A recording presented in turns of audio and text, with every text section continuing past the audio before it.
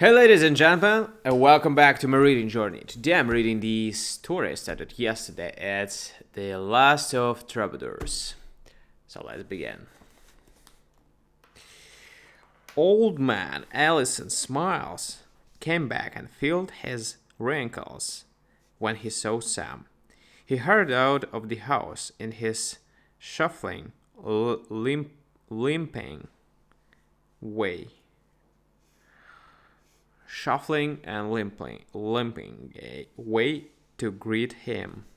"Hello, Mr. Allison," called Sam cheerfully. "Thought you'd drop over and see you a while. Notice you've had fine rains on your ranch. They ought to make good gazing for you spring slams." Well, said Old Man Allison. "I'm mighty glad to see you, Sam. I never thought you'd take the trouble to ride over to as out of the way and old ranch as this, but you're mighty welcome.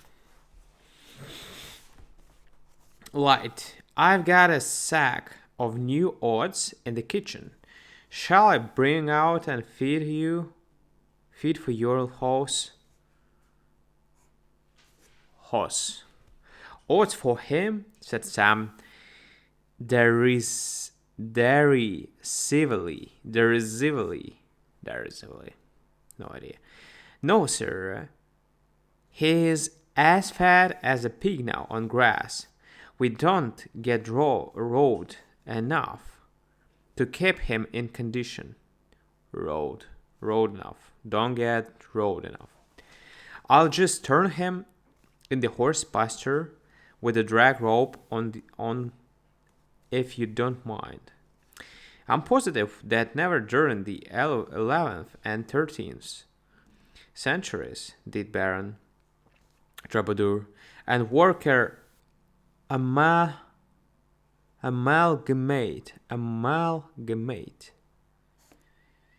as harmoniously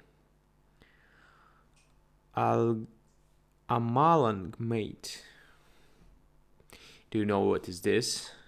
If you know, write in the comments. And as harmoniously as their parallels did that evening at Old Man Allison's sheep ranch. The Kiowa's biscuits were light and tasty, and his coffee strong. Ineradicable hospitality and appreciation glowed on Old Man Allison's withered tanned face. As for the troubadour, he said to himself that he had stumbled upon pleasant places indeed. A well-cooked, abundant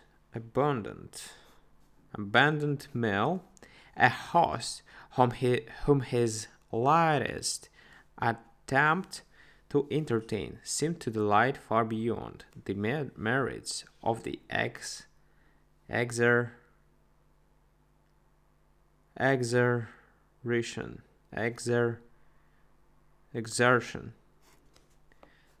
exertion.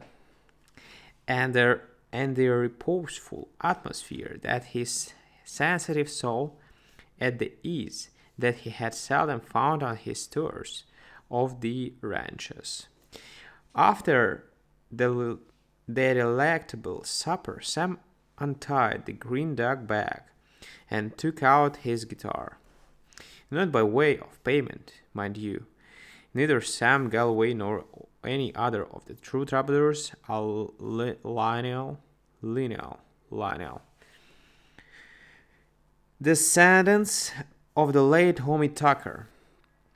You have read of Tommy Tucker in the works of the esteemed but often obscure Mother Goose.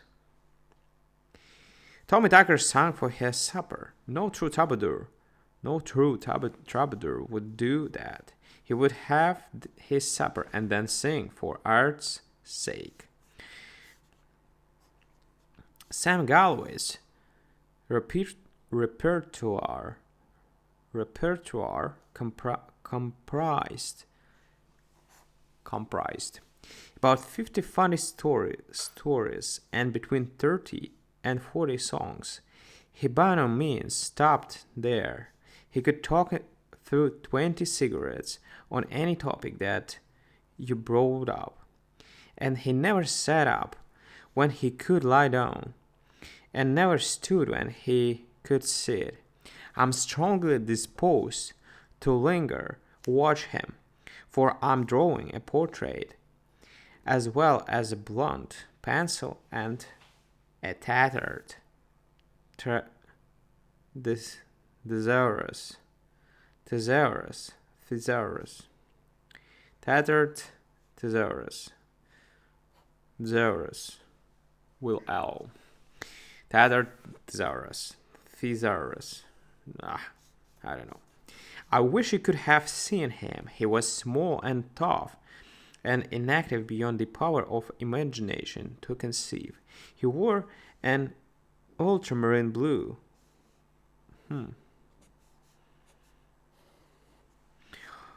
Ultramarine blue woolen shirt laced down the front with a pearl gray exaggerated sort of shoestring. In the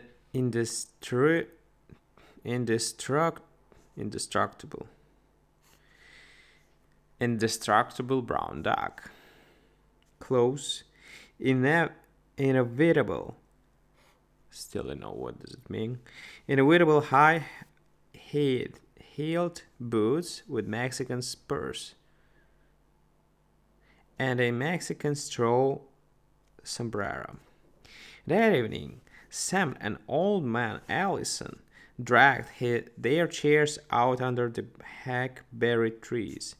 They lighted cigarettes, and the troubadour gaily touched his guitar. Many of the songs he sang were the weird, melancholy, minor keyed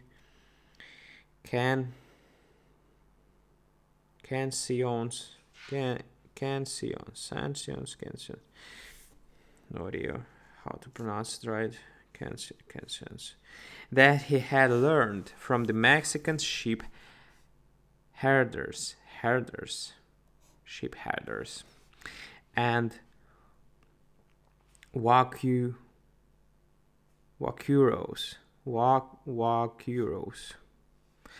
One in particular charmed and soothed the soul of the lonely baron. It was a favorite song of the sheep herders, beginning Huil, huil, palomita, which begin translated means fly, fly, little dove. Sam sang it for old man Allison many times that evening. The troubadour stayed at the old man's ranch. There was peace and quiet and appreciation there, such as he had not found in the noisy camps of the cattle kings. No audience in the world could have crowded the work of poet, musician, or artist with more worshipful and unflagging approval than that bestowed upon his efforts by Oldman Allison. No visit by a royal personage to a humble woodchopper or peasant could have been received with more flattering thankfulness and joy. On a cool canvas-covered cot in the shade of the hackberry trees, Sam Galloway passed the greater part of his time. There he rolled his brown paper cigarettes, read such tedious literature as the ranch afforded, and and added to his repertoire of improvisations that he played so expertly on his guitar. To him, as a slave ministering to a great lord, the Kiowa brought cool water for the red jar hanging under the brush shelter and food with when he called for it. The prayer Zephars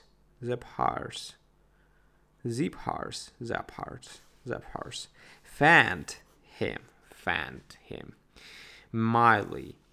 Mocking birds at morn, and Eve competed with, but scarcely equaled.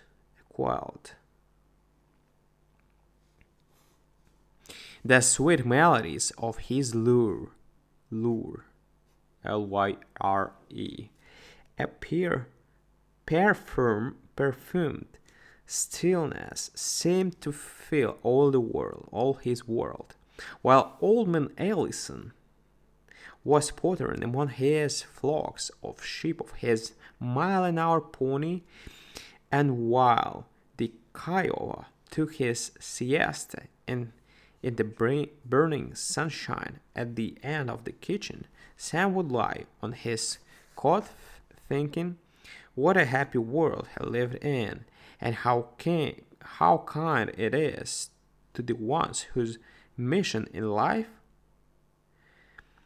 it's to give entertainment and pleasure.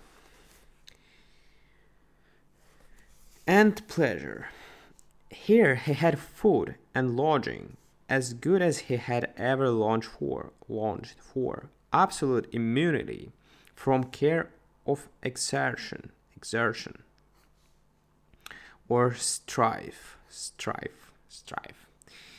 An endless welcome, and a host whose delight at the 16th repetition of a song or a story was as keen as its initial giving.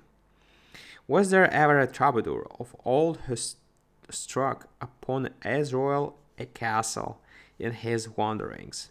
While he lay thus meditating upon his blessings, little brown cottontails would shyly frolic through the yard. A covey of white top-knotted blue quail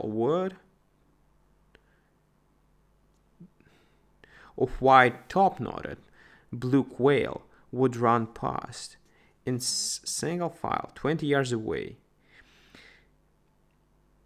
and a paisano bird out hunting for tarantulas would hop upon the fence and salute him with sweeping flourishes of its long tail.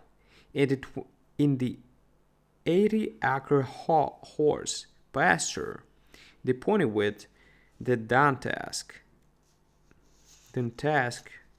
face grew fat and almost smiling.